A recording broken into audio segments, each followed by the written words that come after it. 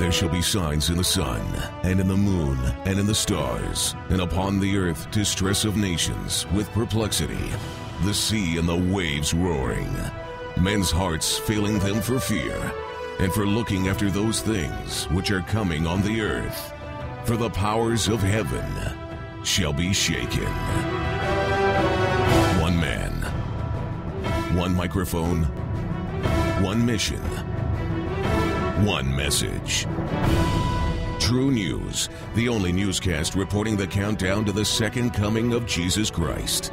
And now for the most powerful hour on radio, here is End Time Newsman, Rick Wiles. Censored news, views, and commentary. Welcome to the program. I'm Rick Wiles. Today is Friday, July 25th, 2014. And this program was pre-recorded on Monday, July 21st, because by the time you hear this program, I'm in Idaho attending a private meeting.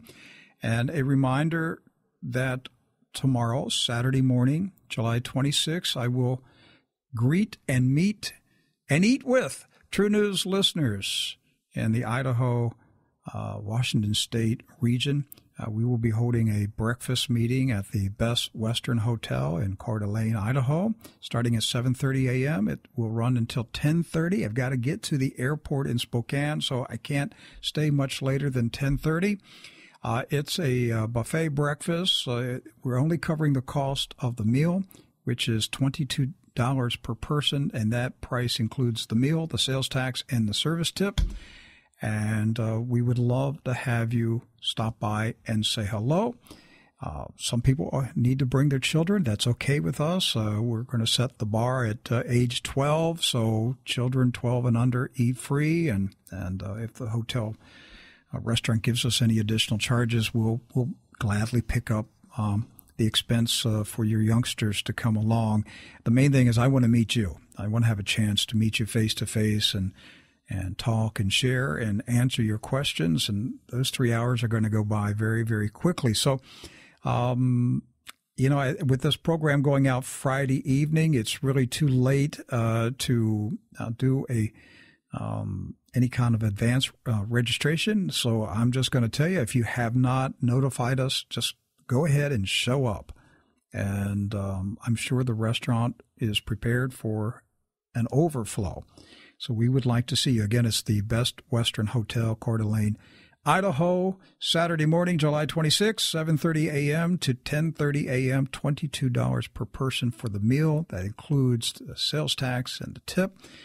Just bring a check, or if you bring cash, I'm just going to put a basket there at the front, at the beginning of the buffet. This is an honor system. Just drop it in there. I'm just going to pay for it with the True News credit card and just trust that everybody will chip in and help pay for the meal. So, we don't want this to be a big formal event. It's just a casual get-together, although I am pleasantly surprised by the number of people who plan to be there and the distances that they are driving. I did not expect this to happen. I just thought a few people from Coeur d'Alene and Spokane would get together. I didn't expect people from California, Montana, and Oregon to show up also. But I am delighted that you are willing to make that trip for a brief 3-hour meeting.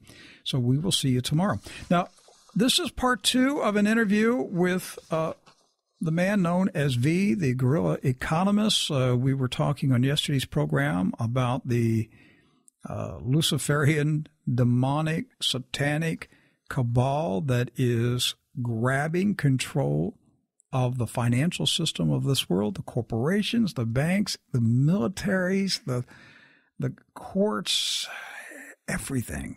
Listen, I am convinced that this is the satanic government that ruled the world before Noah's flood. It is why God destroyed everything.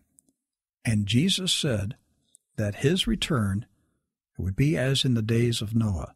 And we don't take that literally. We don't ask the question, what was going on in the days of Noah? Well, let me tell you something. They had an evil, wicked, worldwide, satanic, Luciferian government in control of the planet. And God said, enough is enough. I'm going to crush that thing. And Jesus said when he comes back, it's going to be as the days of Noah. God is going to utterly crush this wicked, evil regime that is taking control of the planet. So they ought to enjoy their brief time in power, because it's not going to last very long. And they're going to have a horrible ending, because they're going to burn in hell for eternity. And if you're in that system and you're monitoring this program and doing your little duty for the regime of monitoring True News, let me tell you, get out of that regime. You're working for the devil. You're on the wrong side, and you're going to lose your soul. Come over and join our side. We win. And our leader is Jesus Christ, and he's going to rule and reign forever. You're serving the devil. He's a loser. He's been a loser from day one. And he is going to lose big time with this thing. But unfortunately, billions of people are going to suffer because of Lucifer's madness. And all he wants to do is kill, steal, and destroy. And he's got a lot of powerful people in this world going along with it. Listen, he is the God of this world, and these governments belong to him. When he offered to Jesus, when he tried to tempt Jesus, and he said, I'll give you all this stuff, I'll give you all these nations. Listen, he wasn't blowing hot air. It was his to give. He's the God of this world. He's not the God of this planet, because he didn't make this planet. He's not made anything. He can't create anything. He's an imitator, but he is the God of the world. The planet is what God created, but the world is the system that's in control of this planet, and that is Satan's. He does own the world, and so it is his to give away if he wants to. He controls it. He is an active, hands-on administrator, ruler, king of his government. I assure you, he is a tyrant all over the world. Wherever he has his hands, it is bad news. And so I want to bring V back onto the program. And V, now that you and I are close friends, can I call you by your nickname? Is that okay? Yeah, that's okay. You can call me Guerrilla. Okay, all right, Guerrilla. Okay, all right. Now that we're in a close, intimate relationship here, okay. I couldn't resist that. Okay. In all seriousness, let's talk about where they're going next. On the preceding program, we talked about how the fraud and the corruption is just at a staggering level. And I want to get now into the commodities, in particular silver and gold. Where can we start? Well, one of the things, look, we all know, and if anybody doesn't know this, you need to get your head out of the rock and understand what this whole thing's about. When you have a global economic crisis, the likes of which we have, okay, sovereigns, which are basically countries, do not trust each other's paper. Back 18 months ago, I said we're entering a time of hyper-currency war, and we are, because in a currency war, everybody, it's a race to the bottom, okay, and nobody wins. So the only person that wins is he who has the hard assets. Most of your listeners, I'm sure, probably know that you have places like in London and here in Wall Street that are being drained they're being drained of gold. Okay, a lot of the gold is being taken off into China, into Russia, and into places like India. China has about 20,000 metric tons. The Russians have about 30,000 metric tons. The Indians, amongst their own population, have about 30,000 metric tons of gold. And those aren't the numbers that are on the official charts. Correct. On the official charts, they'll tell you, it's 7,000 for the Chinese, maybe like 9,000 for the Russians. But it's much more than that, folks, because what the rest of the world has realized is that America's been living off the printing press. That the dollar is, because of all the stimulus and all the TARP and all the bail-ins and bailouts and this, that, and the other, they have made the dollar and U.S. Treasuries in particular the most toxic asset on the planet. So nations of the world are like, you know what, we don't want to deal with this nonsense anymore. We don't want to deal with the fraud anymore. And then emerging markets have stepped forward and says, you know what, we're done with it. So they are moving away from paper and the dependency of paper, and they're moving into hard assets like gold and silver. Okay, that's the reality of the world. Okay, we in the West are what I call paper obsessed. We're obsessed with paper. Oh, I got a CD, I got a 401k, I got an annuity, I got a Roth IRA. It's just paper, folks. Get over it. Get over yourself. It's just paper. You own nothing. The rest of the world figured out that hard assets are where it's at, and they've, have done things to ensure that they're going to be able to stay viable because the dollar that they've used for decades for trade and for buying energy and for buying their food and other types of commodities, that dollar's coming to an end. So we've had the BRICS, and most people say, "Oh, BRICS: Brazil, Russia, India, China, South Africa." I'm sure most of you folks have heard that term. When you hear the word BRICS, you do yourself a great disservice if you just think that it's just those 5 countries that belong to that acronym. When you hear the word BRICS, folks, it is 105 countries, 105 that have decided that they no longer want to play with the dollar. Well, that leaves only about 74 or 75 other countries. Correct. And that's the whole thing. This is a global shift away from the dollar. And, the dollar's coming apart. The U.S. economy is coming. The wheels are coming off the U.S. economy. Because of this, we have, in Wall Street and in the markets, there's always insider codes, okay? Right before a system collapses, there are always insider codes given to let the major players know, hey, get ready. Have the exit doors set up, because when we pull the rug from underneath this thing, make sure that you're set up with those exit doors and have your doormen at the exit doors so you can make a killing from all the people that are going to be flooding in a mass panic out of the dollar and every dollar-denominated security. That's a signal, okay? They've done this in the market back in the 29 crash. They're going to do it again. This time, this is going to be the big one, because we're seeing not just an end of the dollar, but a complete end of an entire financial system. So back in May, one of my intelligence insiders, who I'm very good friends with, goes by the name W, so oftentimes we're on the program together. It's, different radio programs for V and W, so little funny there. But this is a gentleman who's taken down the Soviet Union under Reagan. He saw a code come through, and immediately, back in early May, first week of May, gives me a ring at 3 in the morning. I look at his message and I realize, okay, this is major. The very morning that I wake up, I receive calls from the City of London. Okay, there was pitch black midnight over there. That they're going to, mid-July, things are going to come apart. They've gotten, the instructions to get ready, so to speak. Okay, and they believe that some sort of a Russian response will occur in the Ukraine in mid to late July. Now, this was back in May, folks. And that same week, what happens? They announced to the world, and both my W sources and my sources have said that we're going to get rid of the silver fix. We're going to get rid of it.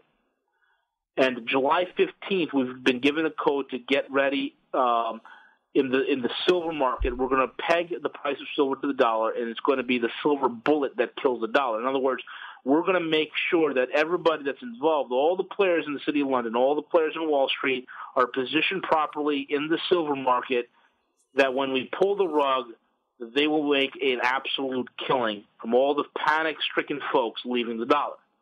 And this date was July 15th. We're now at July 24th, and you're not saying that something was supposed to happen on the 15th. You're saying that the major players were told to get into their positions by July 15th. Correct. So, of course, when you release information like this, there are certain individuals that'll take it and run and think it's the end of the world. Oh, my God, July 15th. And when we said no such thing, we said this is insider code. This is like insider baseball. This is like fixing a fight at a boxing match, okay, that the insiders are getting into position. And we said that this is going to be the sign. They're going to close the silver fix, which they did. Then we said they're going to open up an electronic silver fix, and market it as being an honest, unmanipulatable index. Okay? An unmanipulatable thing, completely honest. Just for the benefit of listeners who are trying to keep up with all this, sure. When you say they're going to close the silver fix, just give us a real simple synopsis of what that means. Sure. The silver fix, for 150 years, you had a few banks that get together in London, and they pretty much judge the price of silver. They do it once in the morning and once in the evening, I believe. And that's how they pretty much legal manipulation. Legally manipulate the price of silver, correct. Mm-hmm. Okay? So even though we were told that there is no manipulation. Of course. And there's a bridge on Mars that we can sell them, Rick. Mm-hmm. So go ahead. So the silver market, because of all the fraud that's been occurring, and one of the big members in the silver market, which happens to be, guess who? Deutsche Bank, one of the biggest, most corrupt institutions on the planet, which I predicted will be shut down, will probably be chopped up and sold into various smaller pieces when this whole thing finally blows over, who's one of their managing directors, William Brooksmith, winds up hanging himself in his London townhome. Deutsche Bank abandons their silver price fix seat. They're trying to sell it. Nobody wants to sell it. So the whole price fix is coming apart. They can no longer maintain the fraud. So they said, okay, we're going to close the price fix. And how convenient of a way to close the price fix, but then move it out of London, because London doesn't need it anymore. This way you eliminate all the paperwork, and then you make it electronic. And we said it's going to be electronic, and they're going to market it as legitimate and fair and even. And all of a sudden, the City of London, along with the LMBA and the LME, have come forward and said, oh, yeah, well, it's going to be electronic, everything's going to be fair. And then we said they're going to probably sell it to the CME, the Chicago Mercantile Exchange. And lo and behold, the CME purchased last week the silver price fix, just as we said. In other words, folks, when they said, so the silver price fix is going to be electronic, that is a signal saying set up the exit doors. In other words, the exit doors have been created. When they said the CME is going to buy the silver price fix, that is code for saying, okay, here's the doorman who's ready to collect. So in other words, we are that much closer to the end of this whole entire thing. And this barely made a blip in the establishment news media. Never. Barely. It was like, oh, by the way, yes, there's been manipulation of the silver price for 150 years, and it's been fixed, and here's the new way the game is rigged. Yeah. And totally fair. Everything's wonderful. And then you have the rumors of Mexico's thinking about having their peso back with the silver. Yeah, what's that all about? You know, there's a lot of stipulation and talk here, but you know, the Mexico thing is basically what my general source is talking about. They're going to shotgun merge us into some sort of a North American Union when this whole thing is blown up. It just seems that that never went away. And I thought it did. It's back with a vengeance. I was talking about it on this radio show in 1999, and here we are talking about it again. Listen, I remember. This is when I lived in the Dallas-Fort Worth Metroplex. I remember when there was a meeting, an all-day meeting at the Federal Reserve branch on Pearl Street in Dallas, Texas. Mm-hmm. And this was, I'm going to say the year 2000. And the topic of the meeting, it was invitation only. The topic of the meeting was the Amero. Yep. The Federal Reserve Bank was openly saying they were going to introduce a regional currency for the United States, Mexico, and Canada called the Amero. And I talked about it extensively in that year. And here we are now, 2014, and it's coming back. Yeah. They just went underground for years because of the opposition. They're like rats. They just went deeper into their tunnels. Well, Rick, they needed the right crisis, and now that right crisis is here. But from what I hear, the union will be there, but the currency as it exists on the surface, like an Amero currency, that's not going to be a part of it. But the union will be there. And from what I hear and what my sources are indicating, we're going to have a two-currency system in the United States. An international dollar and a domestic dollar? Correct. and the domestic one will be devalued anywhere between 70 to 80%. All right, I can't say on the radio what Jim Willey calls the domestic dollar. It's funny, but I can't say it. It's FCC regulated radio. So there will be an international dollar. Some people have said it's going to be a gold-backed treasury note issued by the U.S. Treasury, and the domestic dollar will be a worthless Federal Reserve note. Is that what you're hearing?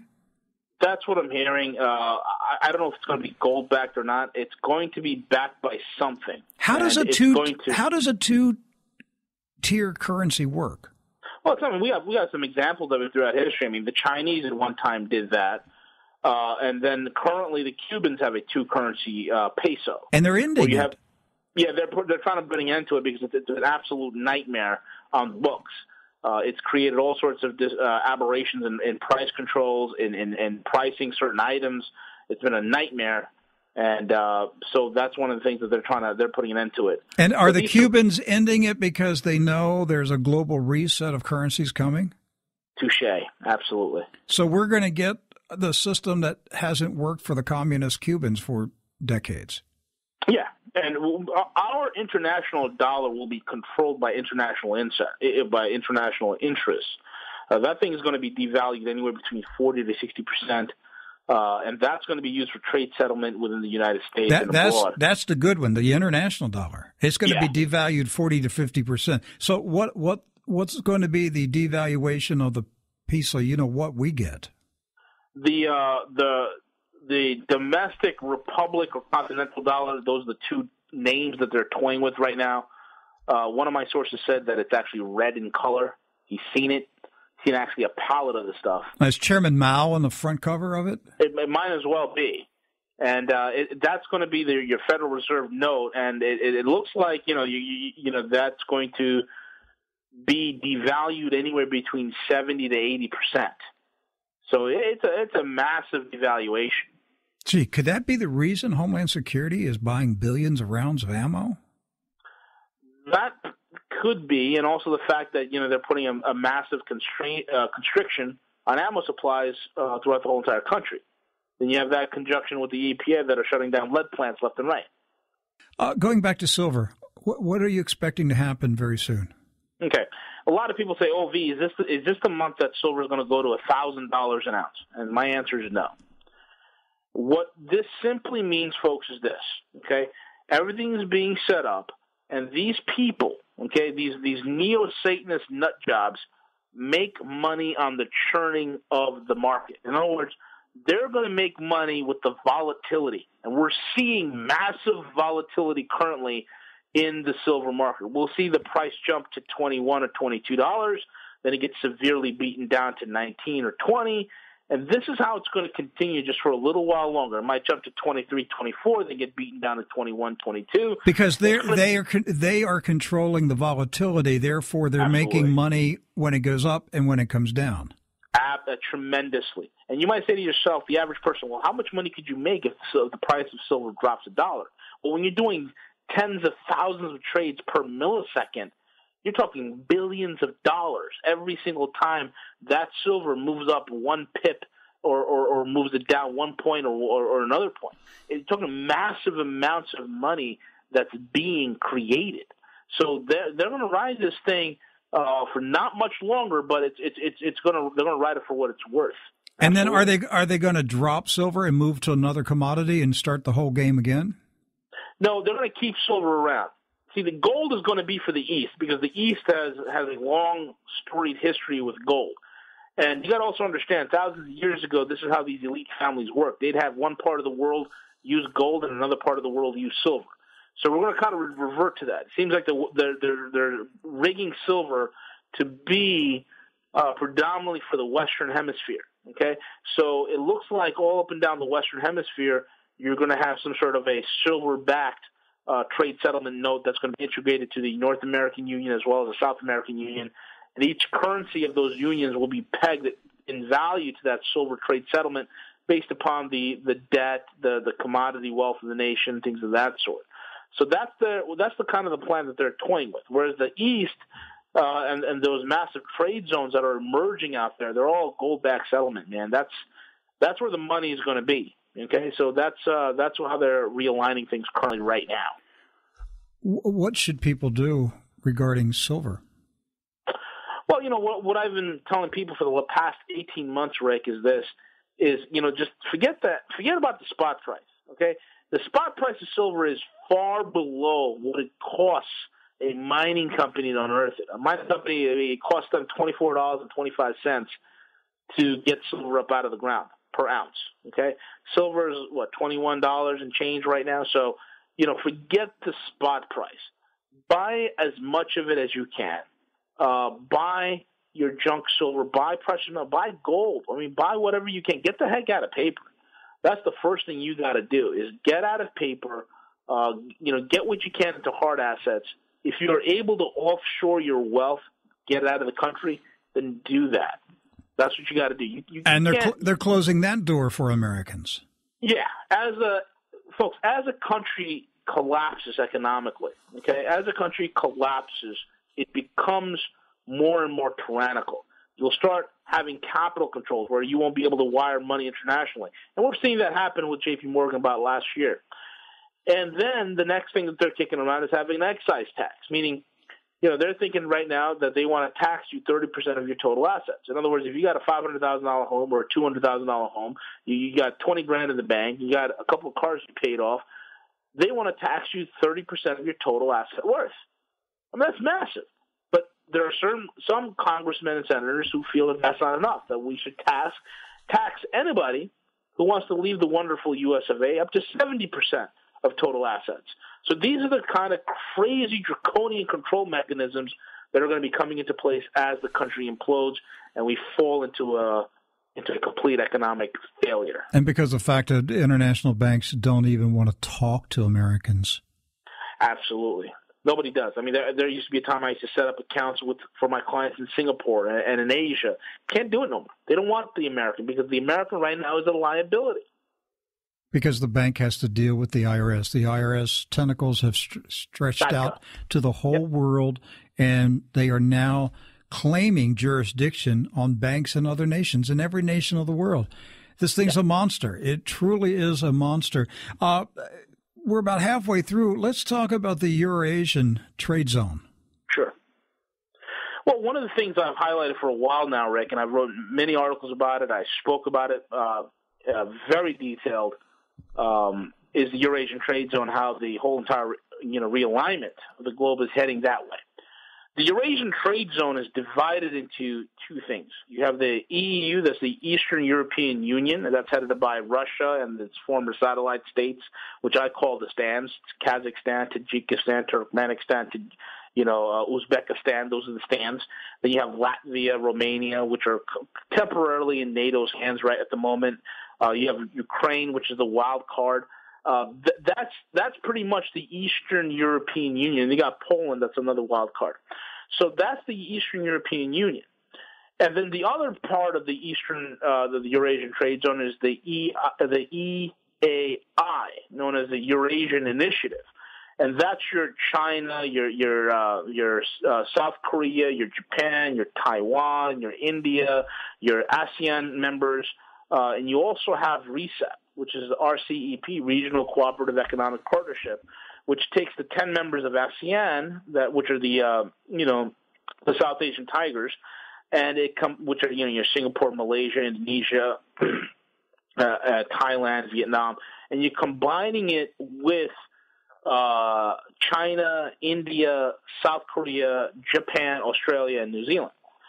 So when you take that whole entire massive chunk of the globe right there, folks, you're looking at, over close to 70% or over 60% of global GDP, over 70% of global manufacturing, and over 60% of global trade.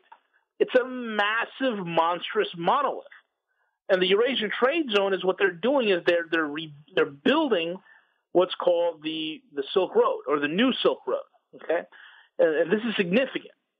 The new Silk Road is something that's going to be is being constructed right now, and is going to cut the time involved in shipping down to a fraction. And what I mean by that is this. Typically, if you want to run a trade route, okay, from any one of these eastern countries in Asia to any of the European markets, you got to do it by sea. And that could take you 42 days. Well, with the new Silk Road being built, it's only going to take you 14 days. You cut it from 42 days to 14 days. And that's why it's tremendous here. Okay?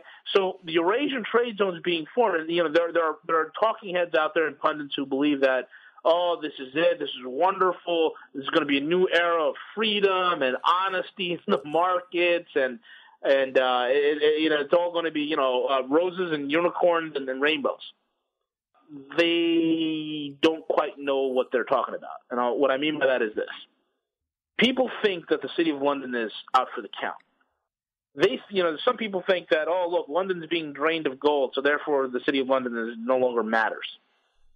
What they fail to realize, folks, even the loan package that was given to the Russians for the Ukrainians, when the Russians loaned $3 billion out to the Ukrainians, that loan package was written by the City of London.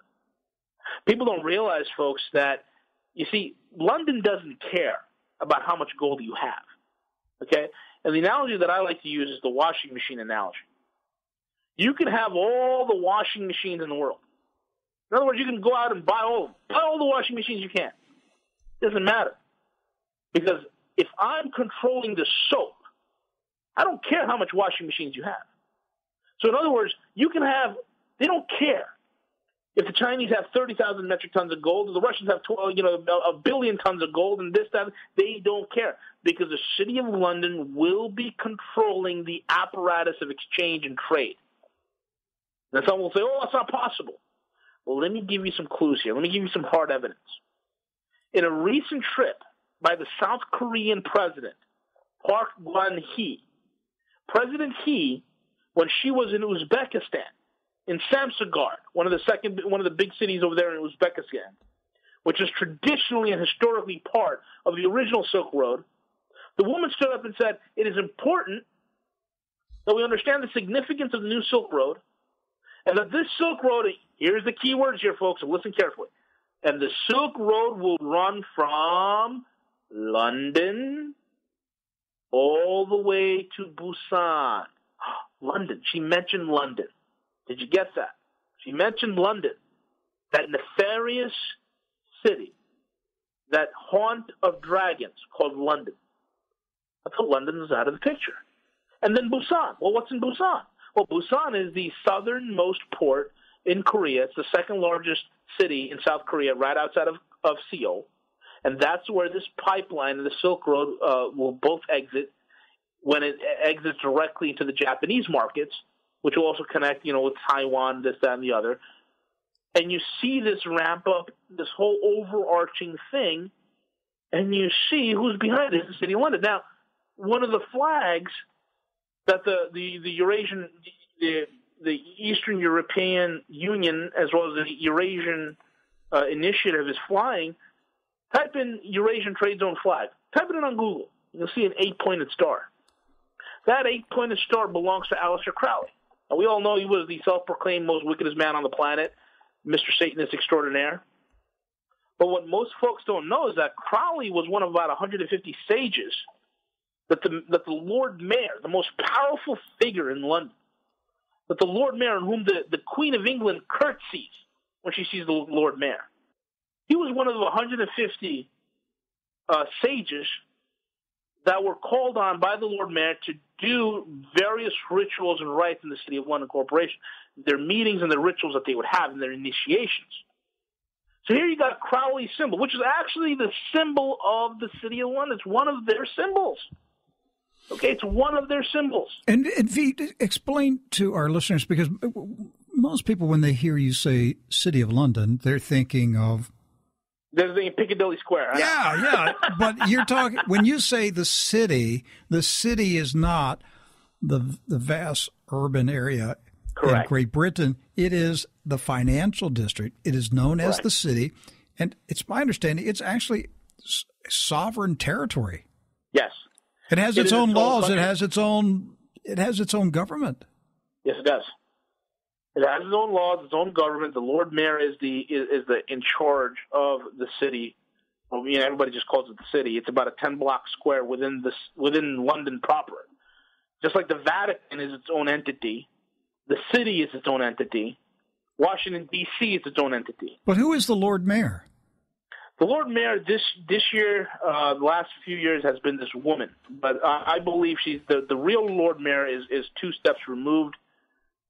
He's further up. The traditional Lord Mayor, you've had many members as Lord Mayor, and I think over the last couple of decades, they moved the Lord Mayor into much more of the real Lord Mayor into much more of a background figure who really pulls the strings. Who controls it? The City of London? Yeah.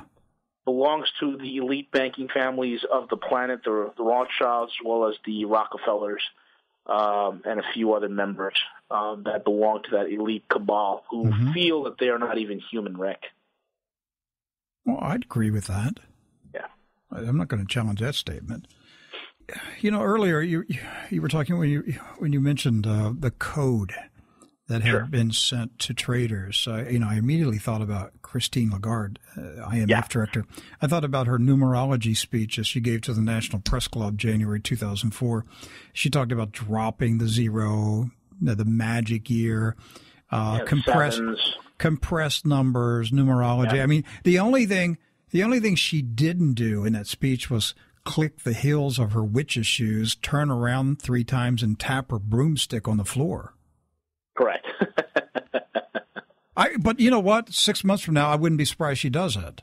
Yeah. It's getting so bizarre that, they'll probably wear their witch's hat in public. Yeah. She's just doing that as a fashion statement, Rick. There's no conspiracy here. Everything's fine. She started the speech by saying she does what she's told to do. Yep. That was the first clue.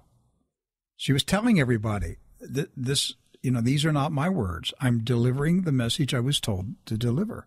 Correct. And then she made the reference to it. It may appear like we have worked this out in advance.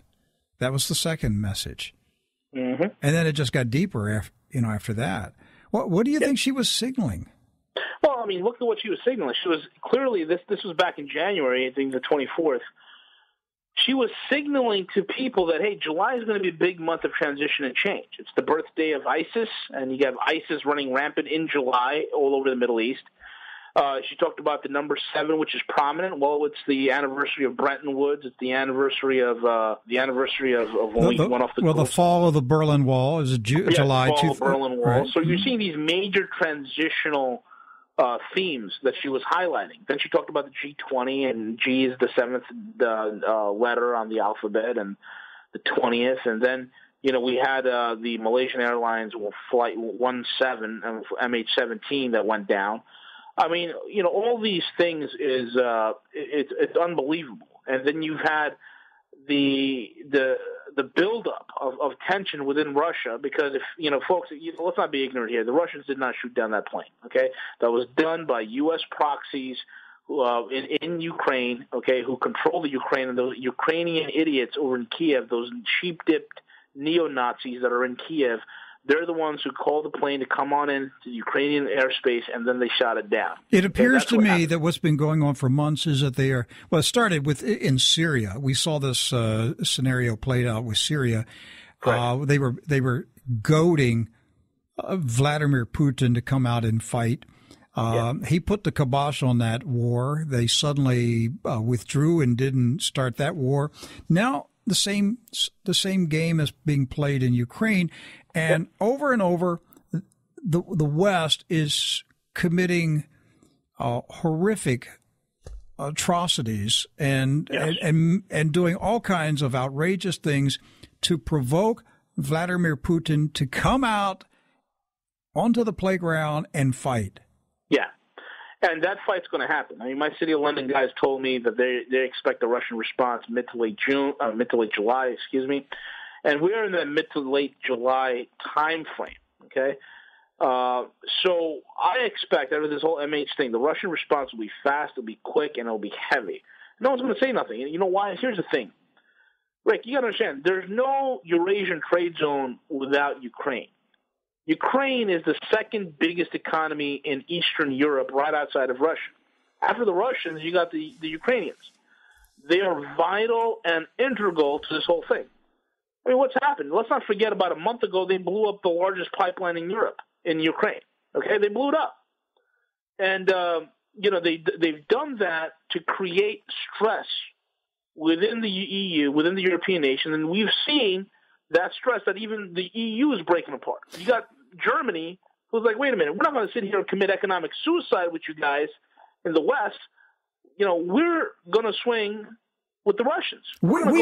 We've been telling people this for several years in this program. Don't be surprised if the Germans switch alliance from the U.S. to the Russians. Yeah, and so go will France. Look what happened with that fine on PNB Paribas. Okay, that's fine. $10 billion when the bank only makes about $7.2 billion in profit. And Putin Putin came out and said the U.S. was using blackmail against France. Of course they are. And the French said, okay, we're out of here. The French are like, okay, you don't want us to use the dollar? Okay, fine. We won't use the dollar. We're going to go use the euro. We'll use the ruble. We'll use the yuan. And then today, what happens today? Well, the Swiss have officially set up yuan currency swaps. The Swiss. So you're seeing the entire European continent swinging. You remember the famous comment that Vladimir Putin made about Barack Obama? I love that one. The one we talk about, like he's like a pigeon walking around knocking over chess pieces. Yeah, he said dealing with Obama is like playing chess with a pigeon. He said the pigeon knocks over all the pieces and then defecates on the chessboard. Right, and then struts around like he won it. We all know that Barack Obama is just the empty suit. He's just the puppet that's being told what to do and all this stuff. Are the Nazi Illuminists in control of the West? Are they trying to start a war with Russia? They are. They are, but the City of London is going to ensure that there's no war as of yet. There's not going to be no World War III. What's going to happen is going to be a military response by the Russians. There could be some U.S. assets that'll get blown out of the water. Okay, at which point any sort of support or belief that the U.S. could protect, and you got to understand, folks, this whole petrodollar scheme exists on the simple fact that the U.S. has the military power to protect the petrodollar. Well, once you get rid of that, once you knock down that little pedestal. And, what's the dollar standing on? Next to nothing. And then you have Total Petroleum, which is the second largest oil company in Europe, second only to Royal Dutch Shell. The CEO of that company is like, what's the point of having the oil price in dollars? There's no use for the petrodollar. Just get rid of it. These are massive, massive, earth-shattering events, transitional events. And what blows my mind, Rick, is the average American has no idea, has no clue. Is the world system being redesigned in front of our eyes? Absolutely. Absolutely. See, they knew that this whole fiat thing, they needed America. They needed America as the engine to create the chaos, to create the reordering. They needed the currency of the United States in order to perpetrate the massive wealth confiscation on a global level and to create the fraud. And then when they're done with it, this is the Phoenix, they're going to light the match, let the Phoenix go on fire, and a new system is going to come out. And when it comes out, they're going to market it as the most honest, wonderful thing. You're going to have pundits all over, even in the alternative media, saying, oh, look how wonderful it is. Oh, this is great. Finally, the fraud is done. The fraud it's not never done. It's there. They're just moving on to the next thing. And they'll eventually, corrupt this to high heaven and destroy that, and then they'll move to something else. They're going to present themselves as the saviors who rescued the world from the financial debacle that they created. Correct. The United States serves as a straw man. It was always designed to be a straw man. Wall Street has always been designed by the City of London to be a straw man. It was just like the Titanic was designed to sink. You hear that, folks? The Titanic was designed to sink. Same thing. Wall Street was designed to be the straw man on which all the blame of the entire financial fraud will be placed upon, and the American government, everything will be placed, all blame will be placed upon it. These are the two straw men, and then they will step in as saviors. See, the straw man's no more. We've made it a better place. It's more honest. come out and play. Everything is fine. All right. I've got about 13 minutes. I want to talk about the ominous warning that you were given by a U.S. Air Force general. There's a lot of controversy about this, whether this is legit or not. Some people think it's psyops that's being played on you. So let's take the remaining 12 minutes and talk about it. Right, yeah, it's psyops, because I have nothing better to do than sit around and make up stories. No. Some people believe that psyops are being played on you. You know, right. You definitely received the phone call, but you're being set up. Yeah, well, the answer is this: the guy contacted me because he wants to get the heck out of the country. That's the prime directive. He wants to make sure that his finances and his wealth are intact, and he's able to get it all out, and he's able to exit quietly. He wanted this bit of information to get out there, which corroborates perfectly not only with my information and intel that I've received from my City of London sources, but also my buddy W's received as well. And all of us are pointing towards, you got three sources that are pointing towards the 2017 date. And then I heard from Steve that you had some guy on who was a major over at AFRICOM, and he said pretty much the same thing. So this is earth-shattering stuff here, folks. And I'll tell you this: after getting off that phone, to say I was somber was an understatement. Okay, that would be an understatement of the century. The guy, and some people are like, well, you can't have somebody go from major to a 4-star in 4 years. That sounds like baloney. Well, you know what? It's not baloney. The guy's legit. Okay, I ran a background check on him. He is the real McCoy. He was one of the heads of asymmetrical warfare. Now he's in the Air Force, right? Yes. All right. Now I've been told that there is no asymmetric warfare unit in the Air Force. Is that correct? No, he's consulted on that. It's not directly part of the effort. This is covert. This is like another level. This is a joint operational thing. Asymmetrical warfare department. There's no Air Force asymmetrical warfare department, just like there's no Navy or Marine asymmetrical warfare department. Asymmetrical warfare department is kind of like almost like JSOC, where you have Army, you'll have Marines, you'll have Navy, you'll have Air Force. It's an integrated thing. Right. Okay. So it's a whole other thing. The guy says this. Okay, the whole illegal alien thing. Okay, that whole timetable was written about 10 to 11 years ago. The illegals being dumped on the border is a type of asymmetrical warfare against the United States. And I believe strongly, Rick, that there's more than just illegals coming across that border. That they're actually bringing something into the country because all the Border Patrol have gotten their hands full. Yes, it's the perfect scenario. It is. It is absolutely the perfect scenario. If you want to bring something in, you do it. This is the way you do it. Okay. I mean, who else? I mean, today we've had Border Patrol ducking for cover as they were laying down suppressive fire. I mean, who does this kind of stuff? Well, they fired on Congressman Gohmert a couple of days ago, last week. I did not even realize that. Yeah, 50 caliber on a U.S. congressman. Unbelievable. Then the general said this, and I have the audio up there. Out in the blogosphere, he said the complete undermining of the U.S. dollar by the end of 2015.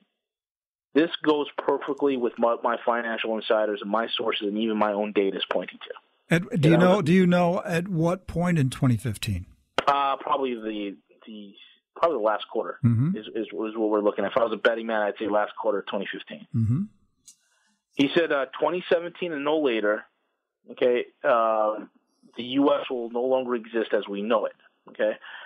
The press covers and the announcements are already ready, and they'll be ready to distribute to the media to announce it to the world. The U.S. government, as we know it, no longer exists. That coincides with the dumping of the illegals and the shotgun merger of the United States into Mexico and Canada with the North American Union. There has been $8 billion that he knows of Black Ops money, and he's being very conservative here. And I'm estimating it's probably in the 30 or 40 billion plus of Black Ops money given to rebuild the Silk Road, okay, to the Chinese. That's because of all the massive amounts of money we owe the Chinese. The Silk Road is at 3-foot concrete slabs with 1-inch bars and 12-inch centers. It's covered by 3.5 foot of structural asphalt and fiberglass. The The only thing that's going to be moving on that will be military and commercial. He said this is why we have been deindustrialized, because China is going to be the new economic industrial hub of the world. This was done under Nixon and was accelerated under Clinton. So are we going to become the cheap labor? We are going to be the cheap labor, and this is why I've said many times there's a reason why the Chinese are buying idle manufacturing in places like Pittsburgh, Detroit, and Cleveland. And so the good news is the factories are coming back from China to the United States. The bad news is we will be working at Chinese wages. Correct. In other words, your kids will be making the next generation iPhone in a sweatshop in New York City. So the control of the world, the financial control will be the City of London. The religious control will be the Vatican. Military control will be D.C. out of Denver. And then you'll have the manufacturing economic control will be China.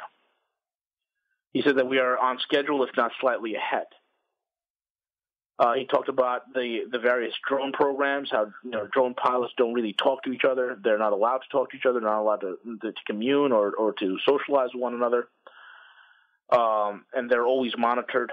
And this is because the drones are going to be integral in enforcing and neutralizing any sort of resistance. And let's talk about that resistance. We've got 6 minutes. What are they anticipating as resistance in the United States?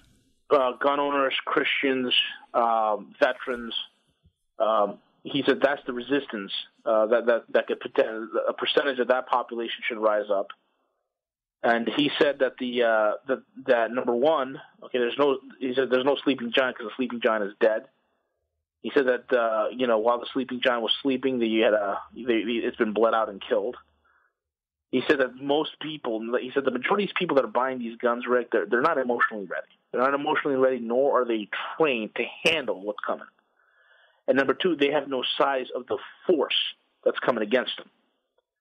He says they have no understanding that certain weapon systems are what's called force multipliers. One drone can kill hundreds. They have other weapon systems that can kill thousands. It's into this thing he says that they have also staged bioweapons, one of which is the pneumonic plague, and they're beta testing it in Colorado. And as he said that, I received an email from one of my contacts saying, hey, look, a man in Colorado contracted the pneumonic plague, and there's 3 other people. They don't know how this person got it. They're saying it's from a tick, or that his pet dog, this, that, and the other. He said these bioweapons will be released. It will affect the water, the food, and the air. And he gave an example. Let's just say you have a 33-ounce can of Folgers coffee. You open it up in, let's say, George Washington Bridge in New York City. In 3 days, you could have about 20 million people dead. Listen, when we said earlier that the illegal immigrant invasion that's underway right now, that will be the perfect cover story, then what I foresee next year is Rick, you're going to have weapons of mass destruction brought into the country, and you're going to have biological warfare agents released, and everybody's going to go, oh no, it happened in July of 2014 when they started coming across the border. Correct. I mean, for all we know, Rick, a patient at 0 could be walking across that border right now. Right. No, it's very easy to see how this is going to be the perfect cover story. Yeah. All right. So if they start a biological attack with some type of plague that spreads throughout the country, you have to shut down the country. You have to close the borders. You have to cancel passports. Nobody can leave without government permission. Correct. And you have the justification for heavy-handed martial law. Yep. I mean, this is the perfect cover story. And of course, the economy is going to crash because nobody's going to be working. Yeah, no one has to worry about the economy. So the banksters don't get blamed for the crash of the economy. It's the illegal immigrants who came over the border with the disease. Yep, and you got how many people are infected with Ebola right now? They're out of nowhere. You got 3 cities at the same time. They start getting Ebola. Now you got 600 people infected in 3 different countries. When this new mosquito, it doesn't fit the signature. This new mosquito virus, they've got victims just south of us in West Palm Beach. Mm-hmm. Equine encephalitis. No, this other one. It starts. It's chick. What is it? I forget how it's pronounced. It starts with a CH. But it's, you know, I mean, you die, you know, so it's fatal. But they've got people in West Palm Beach, Florida, that are infected with this thing.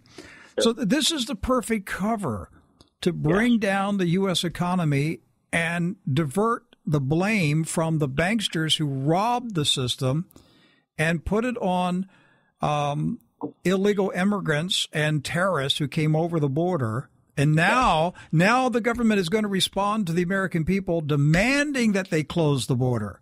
Can you see how this is going to work, V? Oh, absolutely. Oh, we hear you, America. You're demanding that we close the border. Bang! All right, bang, there it goes. And here's the thing, Rick. The thing is this. One of the things the general said is that the weapon signature will not be known. Those are his own words. The weapon signature is, in other words, if you got labs, you got people trying to find out or try to autopsy this thing, they can't get the correct molecular or protein breakdown of this virus to adequately identify it, number one. In other words, the government will have complete and total, whoever's running this op, will have complete and total plausible deniability. You know, I can see how this could easily bring about the merger of Mexico, the United States, and Canada. Sure. They'll have to merge us in order to stabilize us. I mean, think about that. And as the Euro-Asia Union comes together, then the argument's going to be, look, we've now have this economic giant that has appeared. We've got to match. You know, we got to fight fire with fire. They've gone with gold. We're going to go with silver. Yep. This is easy to see how they're going to pass this storyline. Yeah. To a frightened, terrified public. Yeah. Absolutely. What should people do? Well, one of the things people need to do is you gotta, first of all, you get your spiritual houses in order. That's first and foremost, man. You ain't got Christ. You don't have preparation. Period. You're as good as dead. That's the first thing. Second thing is you need to get the heck out of paper. Don't sit there with your IRAs, your stock portfolios, thinking that everything's A-OK and that you're going to be fine. You need to get that out. You need to get into hard assets. Start getting some gold. Start getting some silver. And now people are like, well, he's doing this to sell gold and silver. I don't have any gold or silver to sell you, and nor do I have a book to sell you. You know, I don't have any of that. So I will tell you that this is what you need to do. You need to figure out if you can, if you want to offshore it, you can offshore it. If you have any questions on how to do it, you can contact me, GuerrillaEconomist@gmail.com. I also have a secure email which I'll give out if you're serious about getting your portfolio and your wealth protected. That's something I can take care of for you. I can point you in the right direction and help you contact the right people to get this all done. All right. But that's about it. My guest for this two-part interview is known as V, the Guerrilla Economist. What's your website? Sure, it's roguemoney, one word, .net. Go roguemoney.net. Roguemoney.net. All right. Thank you so much. Appreciate you being here today. My pleasure, Rick. God bless you. Well, listen, if you can meet me tomorrow morning in Coeur d'Alene, Idaho, I would love to greet you and have some fellowship with you. I will be at the Best Western Hotel, 7:30 in the morning, Saturday morning. Best Western Hotel, Coeur d'Alene, Idaho, not far from Spokane, Washington. A lot of people coming in for the event. It's $22 per person. That includes the tax and the tip. And it will start at 7:30 in the morning. I'll stay till at least 10:30 and talk and answer your questions and just get a chance to meet you. Really looking forward to meeting all of the True News listeners who will be coming over to the hotel tomorrow. It's going to be a great time. Maybe we'll start doing this and I can start traveling the nation and having these meetings in different cities. We'll see. We'll pray about it. Okay, God bless. See you next week.